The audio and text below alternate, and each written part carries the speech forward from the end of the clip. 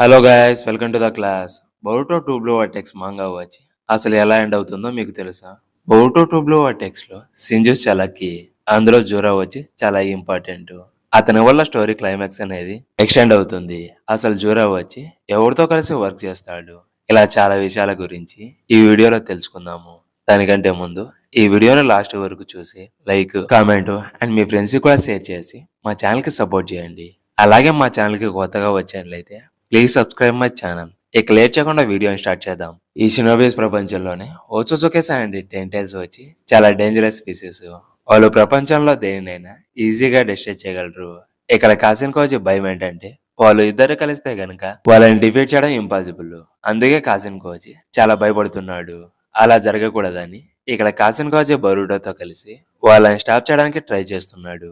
ఇక చక్రా ఫ్రూట్ ని ప్రొడ్యూస్ చేయాలంటే టెంటైల్స్ కి ఓట్సుజుకేనెస్ ని ఫీడ్ చేయాలి. దానివల్ల ప్లానెట్ లో ఉన్న అందరి లైఫ్ ని డిస్ట్రాయ్ చేస్తుంది.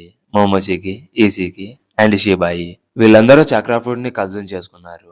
బట్ వీళ్ళ ముగ్గురిలో షీబాయి ఒకడు మాత్రమే అల్టిమేట్ ఫామ్ అయిన గాడ్వుడ్ ని అటైన్ చేసుకున్నాడు. అలాగే ఈసీకి కూడా షీబాయికి ఉన్న అబిలిటీస్ అయిన కొకుగాను, black eye and immense powers ని అన్లాక్ చేయడానికి చాలా క్లోజ్ లో ఉన్నాడు. అసలు టెంటైల్స్ అండ్ ఓట్సుజుకేస్ కి ఆరిజిన్ ఏంటో ఇప్పుడు తెలుసుకుందాము. ఆవిడ చెప్పిన థీరీస్ ని చూసుకుంటే టెంటైల్స్ ఓట్సుజుకిని డివైడ్ చేసుకోవడం వల్ల టెంటైల్స్ వచ్చి డివైన్ ట్రీగా ట్రాన్స్ఫార్మ్ అవుతుంది. అప్పుడు ఈ డివైన్ ట్రీ వచ్చి ప్లానెట్ మీద ఉన్న చక్ర మొత్తాన్ని అబ్జర్వ్ చేసుకొని చక్ర ఫ్రూట్ ని ప్రొడ్యూస్ చేస్తుంది. అప్పుడు స్టోరీలోని హీరోస్ కి వాళ్ళ నుంచి వరల్డ్ ని ప్రొటెక్ట్ చేయడానికి మోర్ ఛాలెంజింగ్ గా ఉంటుంది. సింజూస్ అందరూ షినోబీస్, థాన్సోల్ బల్బ్ నుంచి సింజూస్ అయిపోయారు. బట్ ఒక్కడు తప్ప. జోరా వచ్చి టెంటైల్స్ యొక్క సింజు అని మాంగాలో మనకు రివీల్ చేశారు. ఇక్కడ జోరా వచ్చి బీజు కాబట్టి కవాకి ఆర్ బరూటోని డివైడ్ చేసుకుంటే ఎర్త్ వచ్చి డేంజర్ లో ఉంటుంది. అయితే మాంగాలో వచ్చి ఇంకా మనం అంత దూరానికి రాలేదు. అలా జరగాలంటే ఇంకా చాలా దూరం వెళ్ళాలి. అయితే ఫ్లాష్ బ్యాక్ కి ముందు బరూటో అండ్ కవాకి ఫైట్ చేసుకుంటూ ఉండడం చూసాము. అంటే జూరా వచ్చి బరూటో అండ్ కవాకిని డివైడ్ చేసుకోలేదు. 1000 years ముందు ఓట్సుజుకేస్ ని ఎలా టెంటైల్స్ కి ఫీడ్ చేసేవాళ్ళో ఒక రవ్వ డీటెయిల్ గా ఎక్స్ప్లెయిన్ చేస్తాను. జాగ్రత్తగా వినండి. టెంటైల్స్ కి ఓట్సుజుకేస్ ని ఆహారంగా ఇచ్చినప్పుడు చక్ర ఫ్రూట్ అనేది ప్రొడ్యూస్ అవుతుంది. అంటే దాని మీనింగ్ వచ్చి సింగిల్ టెంటైల్స్ వచ్చి మల్టిపుల్ ప్లానెట్స్ ని డిస్ట్రాయ్ చేయలేదు. అయితే షిబాయి ఎలా గాడ్వుడ్ ని అటైన్ చేసుకున్నాడు? దానికి ఆన్సర్ వచ్చి కోడ్ క్లామర్స్ లో ఉంది. ఈ అబిలిటీ వచ్చి గాడ్ ఆఫ్ ఓట్సుజుకి ద్వారా ఆరిజినేట్ అయ్యింది. ఈ అబిలిటీని యూజ్ చేసి కోడి ఎలా అయితే మల్టిపుల్ జూబీస్ ని క్రియేట్ చేశాడో సేమ్ అలానే షిబాయి వచ్చి మల్టిపుల్ ప్లానెట్స్ లో మల్టిపుల్ టెంటైల్స్ ని క్రియేట్ చేసి ప్లానెట్స్ ని డిస్ట్రాయ్ చేసినట్టు ఉన్నాడు. అలా ఓట్సుజుకేసు అతని దారిలో నడిచి ఇలా టెంటైల్స్ యొక్క ఎంటిటీస్ ని కలెక్ట్ చేసినట్టు ఉన్నారు. ఈ థియరీ స్టోరీ లాస్ట్ లో చాలా పెద్ద రోల్ ని పోషిస్తుందని అనిపిస్తుంది. ఇప్పుడు బరూటో ఫ్యూచర్ వచ్చి సింజూస్, సినోబిస్ అండ్ షినోబిస్ కి ఎలా కనెక్షన్ లో ఉంది ఇప్పుడు డిస్కస్ చేద్దాము. ఫస్ట్ మన షిబా యొక్క పవర్స్ గురించి మాట్లాడుకుందాము. షిబా క్లాగ్రీమ్ పవర్స్ ని కోడ్ యూజ్ చేసి టెంటైల్స్ ని డివైడ్ చేయడం వల్ల జూరా అవేకనింగ్ అవడం చూసాము. అలాగే కోడ్ క్లాగ్రీమ్స్ ని 4 పీపుల్స్ మీద యూజ్ చేయడం వల్ల వాళ్ళు కూడా ఇంకో 4 సింజూస్ గా అవేకనింగ్ అవడం చూసాము. ముందు డిస్కస్ చేసినట్టే షిబాయ్ తన క్లాగ్రిమ్ అబిలిటీని యూజ్ చేసి మోర్ స్పీసెస్ కి లైఫ్ ఇస్తాడని చెప్పుకున్నాము. లేదా తన క్లాన్ లో ఫస్ట్ ఓట్సుజుకిగా గాడ్వుడ్ ని అటైన్ చేసుకోవడానికి తన ఎవల్యూషన్ కోసము టెంటైల్స్ ని యూజ్ చేసుకున్నాడు. ఇప్పుడు నీ మైండ్ బ్లాక్ అయిపోయే ఒక థీరీని ఎక్స్ప్లెయిన్ చేయబోతున్నాను. అదేంటంటే ఒకసారి జురా అవుట్ఫిట్ ని క్లియర్ గా అబ్జర్వ్ చేశారా? అవి డ్యామేజ్ అయిపోయి ఉండడం చూస్తాము. అలా ఎందుకో మీకు తెలుసా? దానికి వెనుకలో ఉన్న రీజన్ ఏంటో మీకు తెలుసా? అతను పుట్టక ముందే ఎవరితోనో ఫైట్ చేసినట్టు ఉన్నాడు. ఒకవేళ ఇదే నిజమైతే టెంటైల్స్ వచ్చి ఎంత ఇంటెలిజెంట్ అని మనందరికీ తెలుసు. బట్ ఒక పాయింట్ లో షిబాయి వచ్చి టెంటైల్స్ ఇంటెలిజెంట్ ని రిమూవ్ చేసి బ్రెయిన్లెస్ క్రియేచర్ లాగా చేసినట్టు ఉన్నాడు. అలా చేయడం వల్ల ఓట్సుజుకిస్ క్లాన్స్ కి వచ్చి టెంటైల్స్ ని కంట్రోల్ చేయడము చాలా ఈజీ అవుతుంది.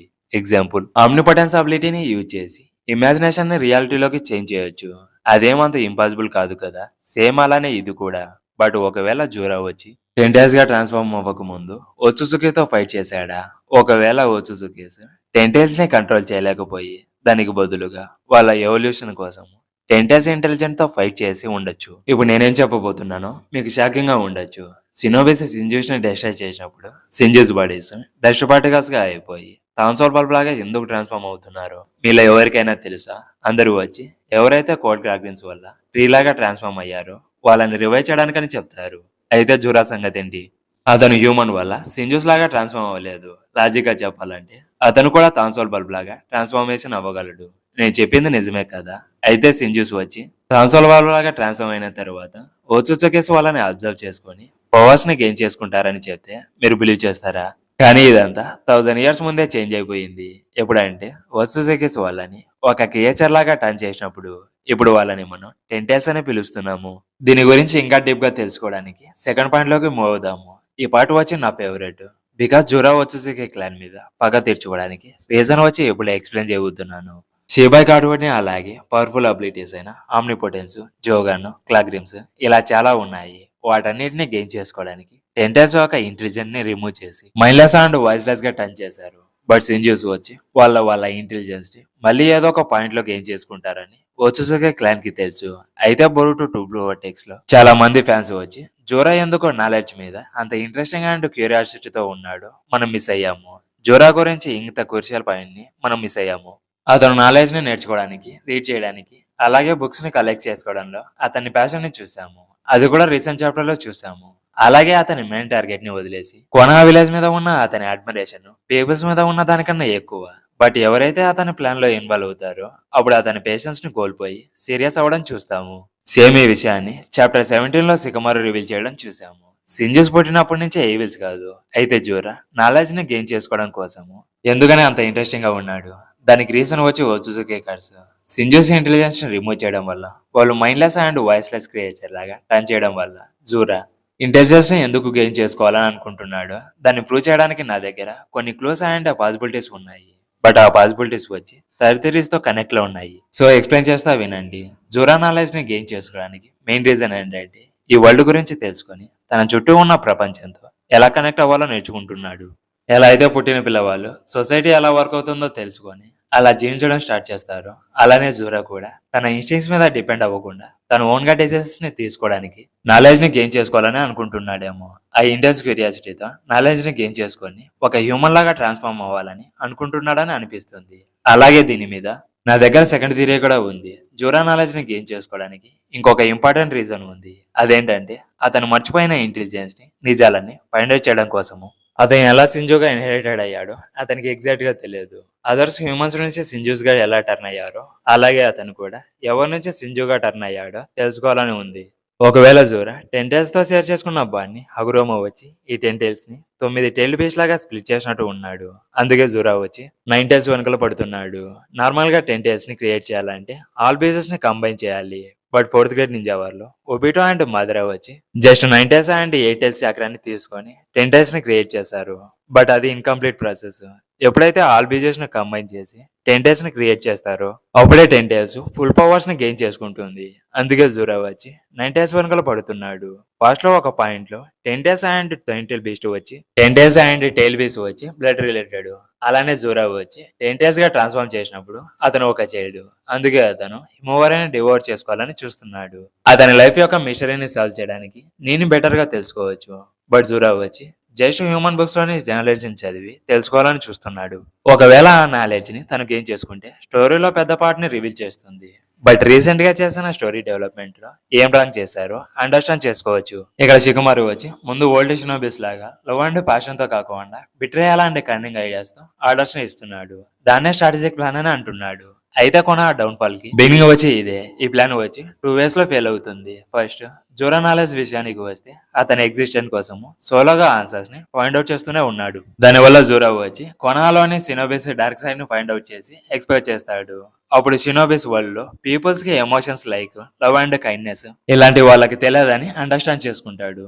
ఇక్కడ Boruto 2 blue vertex whole idea వచ్చి ఎప్పుడైతే నరుటోని లాస్ అయిపోయారో షినోబిస్ వరల్డ్ వచ్చి ఒక హోప్ ని లాస్ అయిపోయింది. అయితే ఇక్కడ ట్విస్ట్ వచ్చి జోరా కొనాని డెస్ట్రాయ్ చేయడు. దాని గురించి కవాకికి చెప్పి అతన్ని డెస్ట్రాయ్ చేసేలా చేస్తాడు. ఇలా ఎందుకన్నానో తెలుసా? మాద్రాకి రెస్టారెంట్ ని చూపించి బ్లాక్ జెట్స్ మాద్రాని మోసం చేసినట్టు సేమ్ అలానే జోరా కూడా కవాకిని మార్చేలా చేస్తాడు. అయితే జోరా అతని మైండ్ సెట్ ని ఎలా మార్చేస్తాడో చూడాలని చాలా ఇంట్రెస్టింగ్ గా ఉంది. అయితే ఇప్పుడు సింజూస్ తో సిబా ఎలా ఇన్వాల్వ్ అయ్యాడో డీటెయిల్ గా ఎక్స్ప్లెయిన్ చేస్తాను. సింజూట్సు అనే పవర్స్ ని యూజ్ చేసి వరల్డ్స్ ని ఎగ్జిస్టెన్స్ లోకి తీసుకొని వచ్చాడు. సింజూట్సు లేకపోతే ప్రపంచమే లేదు. అలాగే సింజూట్సు వచ్చి నార్మల్ సినోబిస్ కన్నా చాలా పవర్ఫుల్. అయితే ఓచుచుకి పవర్ఫుల్ అవ్వడం కోసము వాళ్ళని డిఫీట్ చేసి ట్రాన్స్ఫర్ బల్బ్ లాగా ట్రాన్స్ఫార్మ్ చేశారు. అయితే సింజూస్ ని డిఫీట్ చేయడము అంత ఈజీ కాదు. ఆ ప్రాసెస్ లో ఓచుచుకిస్ కూడా చాలా మంది ప్రాణాలను కోల్పోయి ఉంటారు. ఎప్పుడైతే షీబాయి గార్డ్వుడ్ని అటెండ్ చేసుకున్నాడో అప్పుడు సింజూస్ని 10 days గా అటెండ్ చేసి ఓత్సుజుకి క్లాన్ని ప్రొటెక్ట్ చేసి ఉంటాడు. అయితే ఫస్ట్ వచ్చి బోరుటో సింజూస్ తో కలిసి వర్క్ చేసేవాడు. బట్ సిచ్యువేషన్స్ అన్ని వరస్ట్ కావడము, అలాగే కొనా షినోబిస్ అండ్ ఎంటైర్ వరల్డ్ వచ్చి ఇన్వాల్వ్ అవడంతో బోరుటో అందులోంచి ఎస్కేప్ అయ్యాడు. అయితే కవాకి ఐడియాలజీ వచ్చి సింజూస్ కి సిమిలర్ గా ఉండడం వల్ల అతను అయ్యాడు. అందుకే బోరుటోకి ప్యూరే అయిన జోగాన్ అయ్యి అవేకనింగ్ అయ్యింది. ఈ ఐని యూజ్ చేసి షినోబి వరల్డ్ లోని డార్క్నెస్ ని డిస్ట్రాయ్ చేయడానికి హెల్ప్ అవుతుంది. ఇక అసలు విషయానికి వస్తే బోరుటో 2 బ్లో వర్టెక్స్ ఎండ్ లో వచ్చి సింజూస్ వియాచ్ ఓత్సుజుకి ప్లాట్ ని ఎలా రివీల్ చేస్తారో తెలుసుకుందాము. ఒకసారి బోరుటో 2 బ్లో వర్టెక్స్ స్టోరీని చూసుకుంటే బోరుటో కవాకితో సింజూస్ ని డీల్ చేసిన తర్వాత నిజం తెలుసుకొని బోరుటో జూరాతో కలిసి జూరా ఓత్సుజుకిస్ మీద రివెంజ్ కోసం బోరుటో కూడా హెల్ప్ చేస్తాడు. సేమ్ ఎలా అయితే కవాకి ఒళ్ళో ఉన్న ఓత్సుజుకిస్ ని ఎలిమినేట్ చేయాలని డిసైడ్ అయ్యాడు, సేమ్ బొరుటో కూడా అదే గోల్లో నడవడం చూస్తాము. అయితే కవాకి వచ్చి స్టిల్ బ్రతికి ఉండడం చూస్తాము. అలాగే బోత్ కుర్మ యూజర్స్ వచ్చి సినోబి సిస్టమ్స్ మీద ఉన్న జూరా ఒపీనియన్ ని చేంజ్ చేసేలా చేసి సినోబిస్ తో టీమప్ అయ్యేలా చేసి ఓత్సుజుకిస్ ని డిస్ట్రాయ్ చేస్తారు. అయితే ఇక్కడ బొరుటో జాబ్ వచ్చి కవాకి అండ్ జూరా మైండ్ ని చేంజ్ చేసి వరల్డ్ బెటర్ కోసము వాళ్ళ ఫిలాసఫీని చేంజ్ చేయడము. అయితే ఇక్కడ మీకు ఒక డౌట్ రావచ్చు, బరుటా వైపు షీబాయ్ ఉన్నాడు కదా, అతను ఎందుకు సింజూస్ ని ఓత్సుజుకిస్ ని డిస్ట్రాయ్ చేసేలా చేస్తాడని మీకు డౌట్ రావచ్చు. అయితే ఇక్కడ సిచ్యువేషన్స్ అన్ని చాలా ట్రిక్కీగా ఉన్నాయి, ఎక్స్ప్లెయిన్ చేస్తా వినండి. షీబాయ్ గార్డ్వుడ్ ని అటెండ్ చేసుకుని తన స్టేచర్ ని ఎంజాయ్ చేస్తూ ఉండడం చూస్తున్నాము. అయితే కొన్ని రీజన్స్ వల్ల ఆమ్నిపోటెన్స్ అబిలిటీ వచ్చి ఓత్సుజుకిస్ మీద పనిచేయడం లేదు.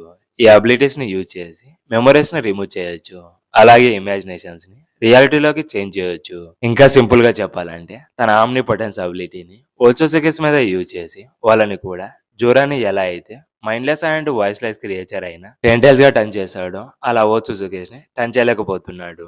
బికాజ్ వాళ్ళ మీద డివైన్ పవర్స్ వర్క్ అవ్వవు.